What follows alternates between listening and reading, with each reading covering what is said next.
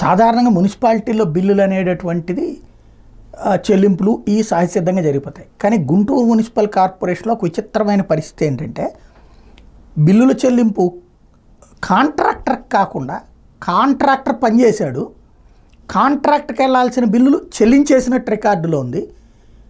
అది అతను కంప్లైంట్ చేస్తే నాకు రాలేదు మొర్రో మీరేమో ఇచ్చేసినట్టుంది అని చెప్తే అప్పుడు వెతికితే బోగస్ ఖాతాల్లోకి వెళ్ళినాయి. అంటే కాంట్రాక్టర్ పేరుతో వేరే వాళ్ళ ఖాతాల్లోకి వెళ్ళినాయి. ఇది సరికొత్త కుంభకోణం, విచిత్ర కుంభకోణం. 2 కోట్ల రూపాయలు ఇట్లా బోగస్ ఖాతాలకు మళ్లించినట్టు తేలింది. దీనికి సంబంధించి ఇప్పుడు ఆడిట్ విభాగం అధికారులు ఇటీవల జీఎంసీకి నివేదిక ఇచ్చారు. ఇందులో నాటి కమిషనర్కి చెందిన ఖాతాల మీద పూర్తిస్థాయి విచారణ జరపాలని వాళ్ళు సూచించారు. ఒక కాంట్రాక్టర్ చేసినటువంటి కంప్లైంట్తో ఈ వ్యవహారం వెలుగులోకి వచ్చింది.